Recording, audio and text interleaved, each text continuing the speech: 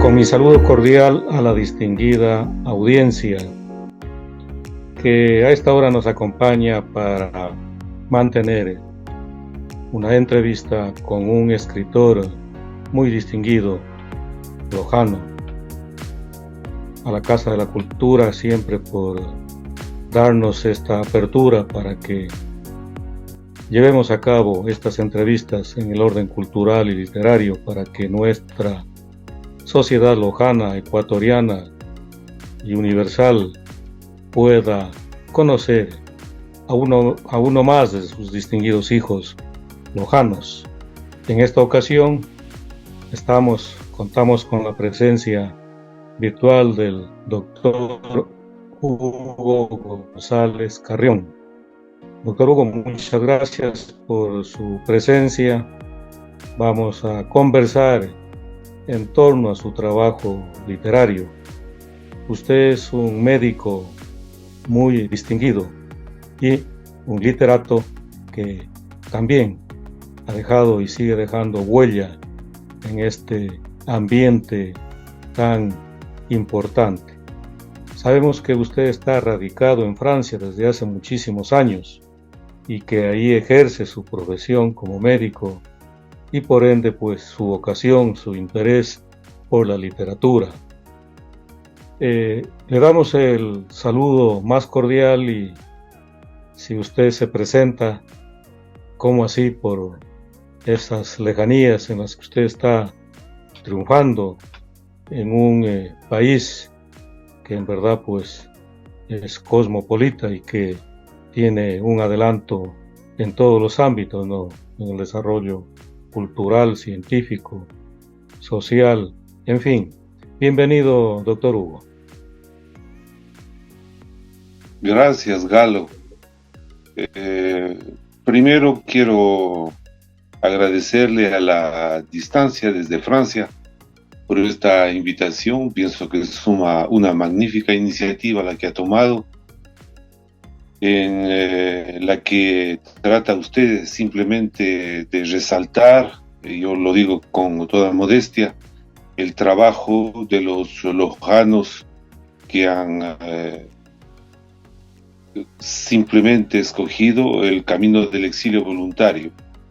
Como usted lo decía, pues yo estoy radicado aquí en Francia ya algunos años, son casi 33 años que estoy acá, que dejé Loja y me he dedicado esencialmente a la parte médica.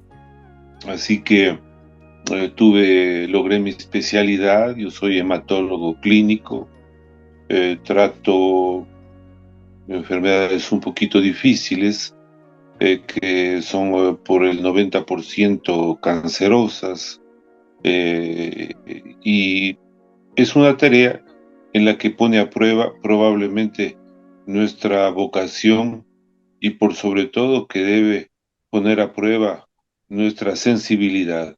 Y es probablemente eso en parte que ha suscitado esta segunda vocación, la escritura. Yo pienso que la escritura necesita de una sensibilidad muy particular y bueno, entonces con esas dos profesiones, no son propiamente profesiones, yo la de la escritura la consideraba más bien un trabajo muy artesanal porque no tengo ninguna formación académica y mi camino ha sido esencialmente empírico en el área de la escritura. Yo comencé muy joven en el colegio, cuando estaba en el país, con ciertos escritos. Yo fui estudiante en el Instituto Técnico Daniel Álvarez Burneo y allí ya escribí una primera pieza de teatro que suscitó algún interés y luego, principios de los años 80, comencé a escribir porque en el ámbito familiar había un escenario, una atmósfera que me había inclinado, orientado, estimulado a escribir. Papá escribía ya mucho, mis tíos igualmente, y entonces, como usted ve, en esa esfera familiar se facilitaron un poquito esta inclinación que yo tuve para la escritura. Sí, de hecho, aquí en uno de sus libros, publicado en el año 2005-2006 por la Casa de la Cultura, es una novela, ¿no? Goyo, la Virgen de Piedra Negra. Aquí usted señala que su actividad literaria en verdad la ha empezado en 1983, muy muchacho, como articulista del diario El Mundo con el seudónimo de Melito. Luego colabora como columnista de los rotativos El Siglo, El Diario y Crónica de la Tarde en Loja. Y a partir de 1986 en el Diario Nacional El Expreso de Guayaquil. Publica el mensual Sístole o Sistole de la Asociación de Médicos Rurales en 1987. Entonces, en efecto, lo que usted señala, ese ámbito familiar, le hizo posible que usted practique esta actividad no tan noble, tan especial. Usted lo dice, no es académico en este campo, pero escribe muy bien y eso sí que es importante. Usted señaló algo también muy vital, la sensibilidad humana. En efecto, los médicos son los que más se distinguen por esa sensibilidad y por ende los literatos. Entonces parece que esa sensibilidad hizo de usted el que se incline por la literatura. Cuéntenos un poco el estar en Francia. ¿Eso le ayudó bastante? ¿Le sigue ayudando bastante? Bueno, entiendo que como profesional médico bien. Y en el campo de la literatura, no sé si usted ha, bueno, a veces el tiempo quizá no lo permite, si ha podido tener contacto con escritores eh, de allá, de Europa, o ejerce su actividad Sí, literaria de aquí pues manera aislada. en al inicios de los años 90, durante unos 5 o 6 años me concentré esencialmente a mi formación médica y profesional y durante ese lapso eh, hice producción, pero fue una producción científica. Yo tengo más o menos unos 31 artículos Científicas, publicados en revistas indexadas. científicas europeas, americanas, en las que en calidad sea de primer autor o de coautor, en artículos importantes, los últimos se han acabado de publicar ahora en febrero de este año.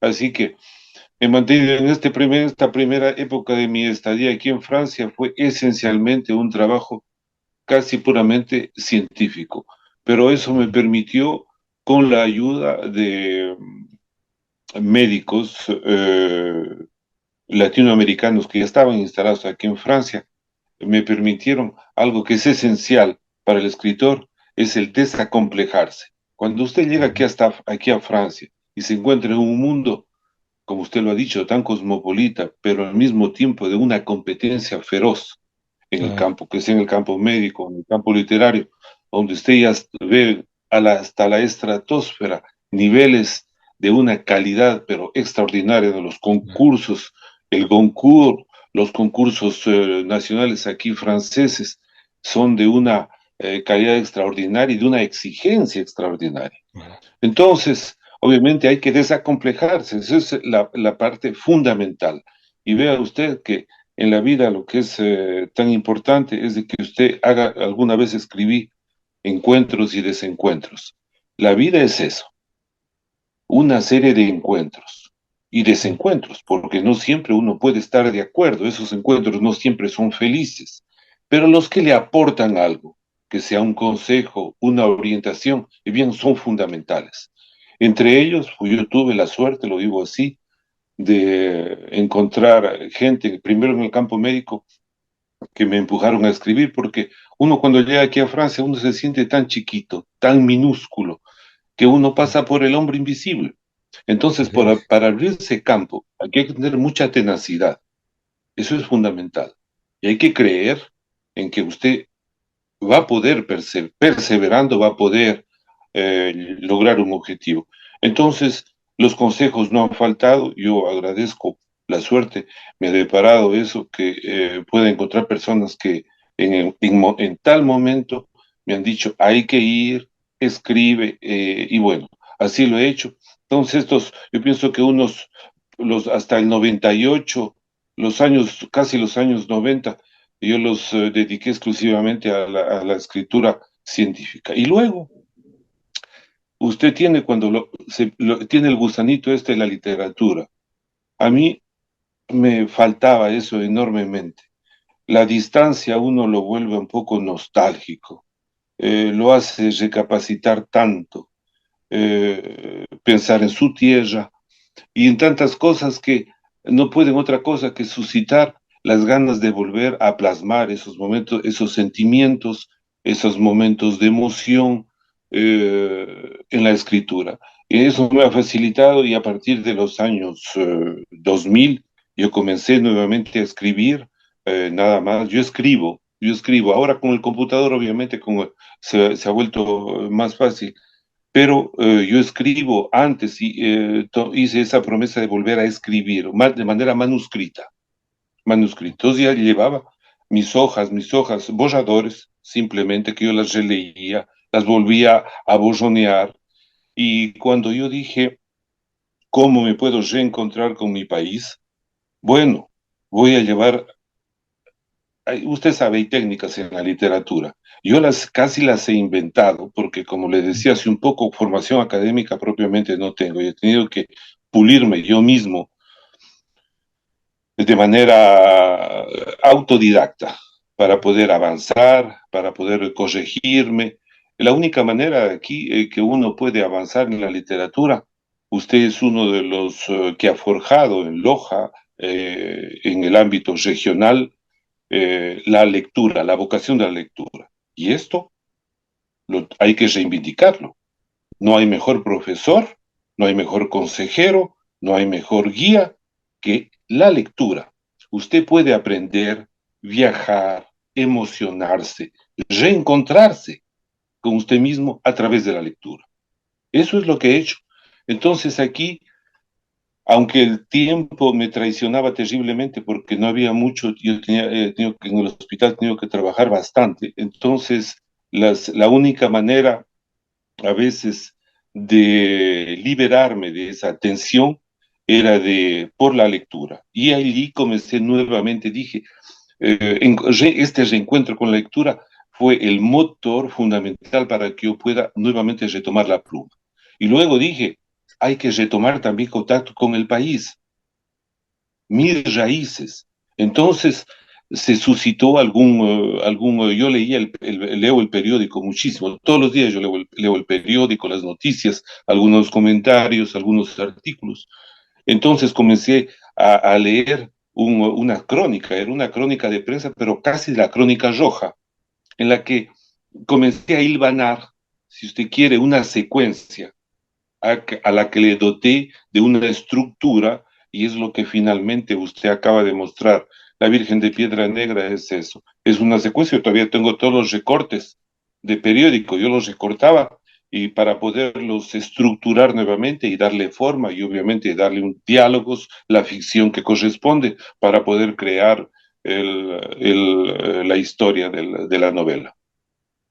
Para nuestros amigos que están conectados, pues este es uno de los trabajos del doctor Hugo González Carrión, Goyo y la Virgen de Piedra Negra. Justo le iba a hacer algunas preguntas, usted ya lo dijo, cómo nació, digamos así, este trabajo que es exquisito leerlo. Quizá usted se dejó un poco guiar, impresionar por la tradición de nuestra Virgen del Cisne, que como usted conoce, pues eh, es muy conocida y tiene cantidad de feligreses, ¿no? Porque hay algunos datos que como que coinciden, bueno, en el ámbito pues religioso es así. Eh, le- Sin embargo, parece que, digo yo, el buen pretexto es esta figura religiosa, pero usted aquí da unos matices, unos brochazos de carácter político, ideológico, social, bien marcados. ¿Hay alguna intención ahí a propósito en esta trama narrativa que usted la lleva a cabo con una solvencia de escritura muy bien trazada? Es decir, que atrae el lector y bueno, usted ya muy bien señaló lo que es la lectura, ¿no? El lector que se deja atrapar, pues no suelta la lectura, ¿no? Porque se adentra de tal manera que va recibiendo esos, como yo hablo, esos brochazos fenomenológicos que se insertan en la mente y a partir de los cuales usted va hilvanando toda la trama en esa serie de acontecimientos que usted los va narrando muy bien. ¿Puede usted ampliarnos un poco para nuestros oyentes que quieran leer? Este trabajo está publicado aquí en Loja, en la Casa de la Cultura, en el 2006. Y qué interesante que usted publique acá en Loja, aunque por supuesto, si es factible publicar en en otros lugares, qué mejor, ¿no? Sí, como usted lo indica, pues el trabajo de la escritura necesita un trabajo detrás del telón. Ese trabajo detrás del telón es el que se esconde con mucha elegancia detrás de todo texto. Yo ahora he adoptado casi una técnica de lectura que no es mía, obviamente, pero que me facilita enormemente el poder leer. Yo leo unos tres, cuatro libros casi simultáneamente. Unos dos los tengo por aquí, cerca, otros en el salón, y los voy Así se leyendo. hace. A veces me sucede, por ejemplo, vea usted, yo leo de todo. La ficción, por ejemplo, los policíacos. Por ejemplo, alguien que tomó una notoriedad en los años, principios de los años 2000, fue un escritor americano que produjo al menos unos seis o siete libros, unos que inclusive los llevaron al cine, se llama Dan Brown, y comenzó con el Código Da Vinci.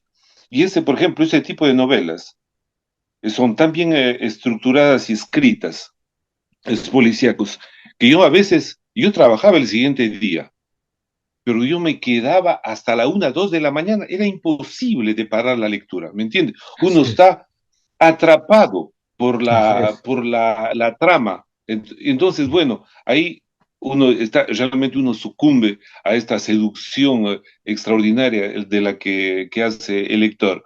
Y a veces son libros, aquí ahora yo leo mucho un filósofo francés que se llama Onfray, que ha escrito un libro grande, grande, pero por sus datos históricos se llama Decadencia. Habla mucho de nuestra sociedad y cómo de alguna manera, para poder estructurarlos, tenemos que hacer una autocrítica de nuestro tiempo. Eso es fundamental. Entonces, eso me ha servido muchísimo y sigo leyendo otro escritor francés que conoce mucho éxito actualmente, es Michel Houellebecq. No sé si lo he escuchado. Así que ellos, sin decirle que son las personas que han influenciado en mi escritura actual, pero de alguna manera tienen un estilo interesante y me han gustado mucho. Pero he tenido encuentros interesantes. Encontraba en la Casa de la América Latina, aquí en París, he encontrado Claude Cuffon, que ha sido el traductor oficial de García Márquez durante muchos años. Entonces con él hemos conversado yo le había preguntado cosas que le podían parecer a él un poquito, eh, tal vez un poco extrañas. Yo le dije si lo conocía a nuestro escritor Ángel Felicísimo Rojas y a mi gran sorpresa lo conocía. Y él estaba extrañado que Rojas no haya sido, por ejemplo, traducido al francés.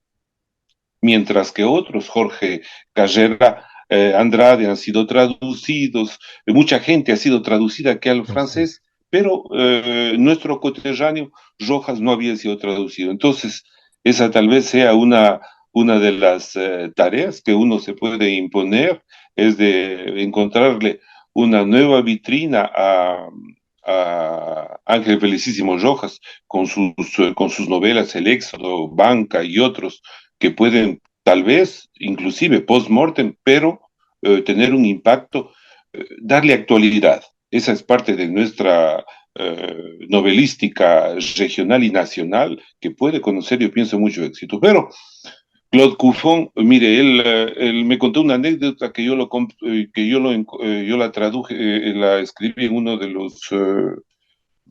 mis artículos.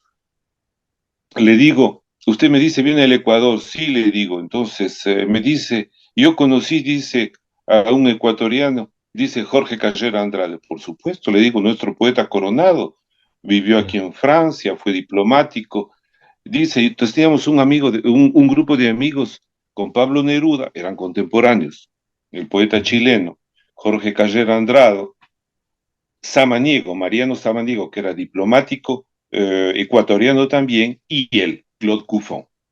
Bueno, me dice que salían en esas noches de Bohemia, aquí en el Boulevard Saint-Germain, y un día se habían tomado unos vinitos y tenían que irse a dejar porque vivían más o menos cerca en su barrio.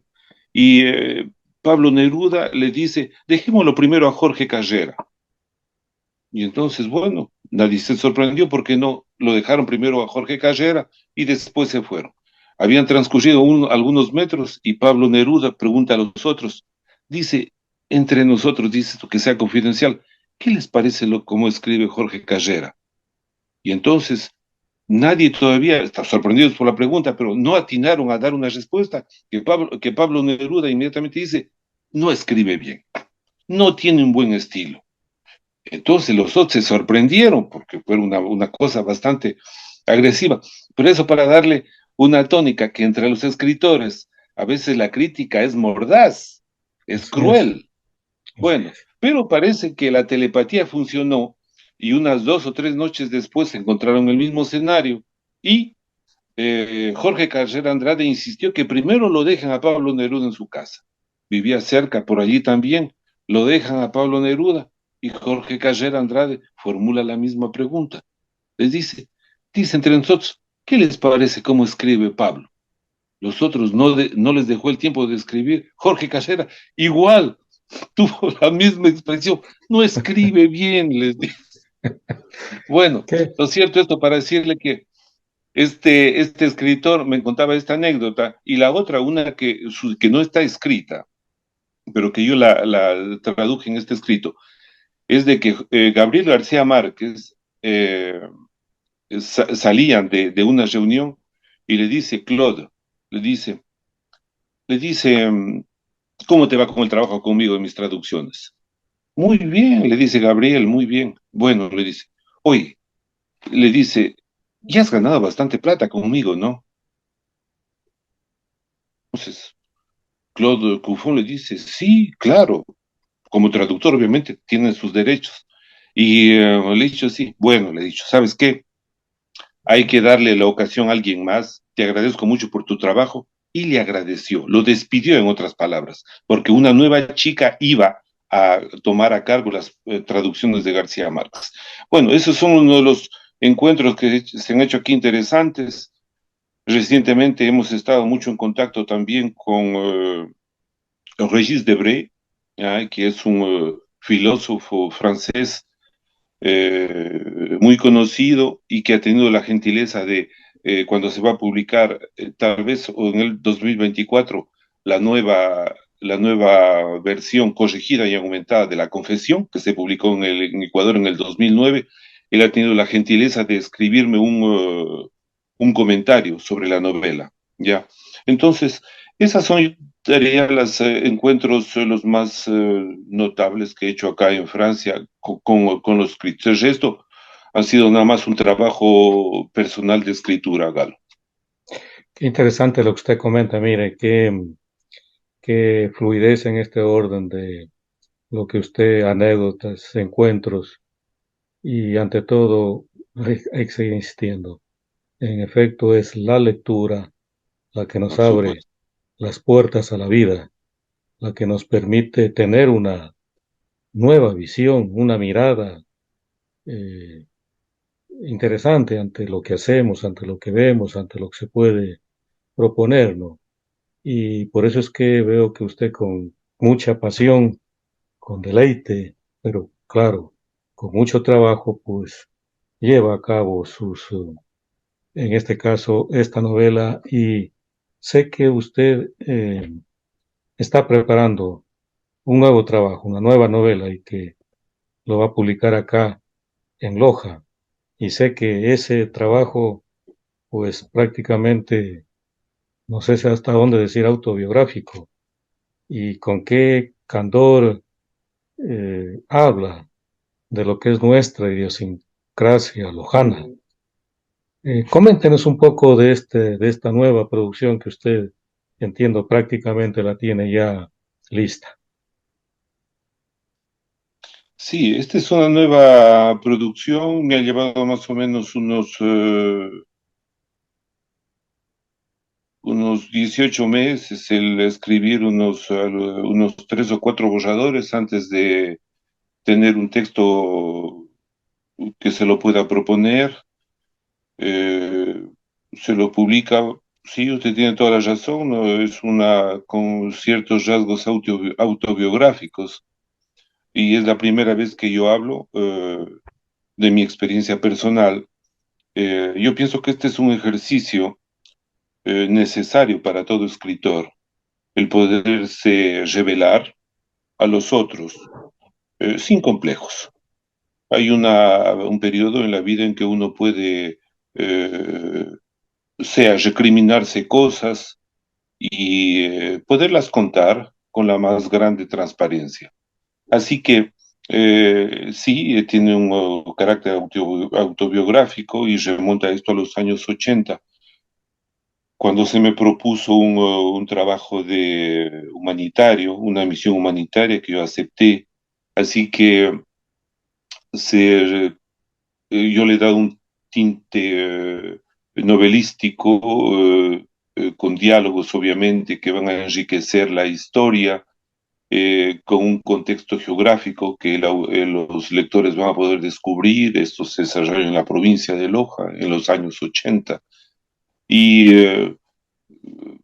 de manera sustancial habla de toda la pobreza, la indigencia del hombre, del campesino de la provincia de Loja, de los deseos, de las contradicciones que un joven estudiante de medicina encuentra al descubrir ese mundo que hasta el momento él lo tenía casi, ni lo había imaginado, pero lo va a descubrir con una crudeza terrible, eh, porque la enfermedad, la pobreza, el oprobio, el olvido, la indigencia, son los ingredientes que hacen el cotidiano del campesinado en Loja.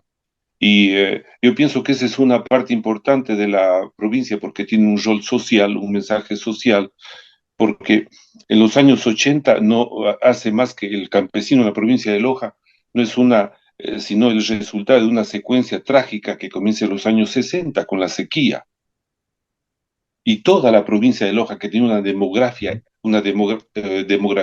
exorbitante, exuberante, vio todo eso aniquilarse progresivamente. Y eso es lo que cuento en esta novela con eh, ciertos datos pues, que el lector va a descubrir. Y bueno, es una novela cortita que espero les guste y que va a ser publicada por la Universidad Técnica Particular de Loja, que ha tenido la gentileza y la amabilidad de publicar esta nueva producción. Qué interesante y de paso que visita su querida ciudad acá en Loja y encontrar amigos, en fin, y seguir robusteciendo esa personalidad cultural, científica y literaria. Y a propósito de ello, ¿usted tiene planificado a futuro seguir trabajando en el ámbito literario, ofrecer alguna otra nueva novedad como la que se va a realizar ya acá en Loja, entiendo, lo más pronto posible? Sí, bueno, el lanzamiento de la obra está previsto ahora en el mes de abril. Esto es algo que ya está muy concreto. Tengo otro trabajo que ya está terminado igualmente. Como usted sabe, durante el periodo del confinamiento, en el 2019, mucha gente tuvo que recluirse en sus casas y todo ese tiempo que antes lo dedicaba a los paseos, a veces a cosas sin sentido y fatuas, las dedicó a interiorizarse. Yo también lo hice. Entonces, desde el 2019 he publicado, he escrito algunos artículos y ahora en un compendio entre artículos editados y otros no editados, he hecho un compendio de lo que se llama año 2020, el año bicóncavo. Entonces, con este libro, yo participo, por el momento es una edición francesa, yo participo aquí en un salón del libro que se va a organizar en el mes de junio, así que tengo eso y luego obviamente estoy preparando una versión en castellano para que sea publicada allá en el Ecuador exactamente con los mismos textos, ¿ya? Así es una visión nada más del hombre como usted, como yo, como tantos ciudadanos en el mundo entero que se vieron solicitados de una manera muy heteroclita durante la pandemia, solicitados desde el punto de vista profesional, personal, y cuando yo digo solicitados, tal vez víctimas de una situación que no buscaron, pero que les permitió de alguna manera volver a poner atención y su pensamiento y sus ideas en algo que era más profundo y auténtico, menos fatuo, menos superficial. Y esas son nada más eso, ese libro que va a salir el 2020, el año bicóncavo, es sencillamente reflexiones personales sobre todo ese periodo en que el hombre no podía reconocerse. Se volvió un hombre casi, digamos, un hombre salvaje de los hombres modernos, porque vio aparecer facetas de su personalidad que había pensado ya arcaicas, superadas, ¿no? Entonces esa situación lo perturbó terriblemente y eso es lo que trato de compendiar en este libro que se va a publicar. Qué interesante todo lo que usted señala. Entiendo que usted trabaja muy bien en las dos lenguas, tanto en francés cuanto en español, ¿no?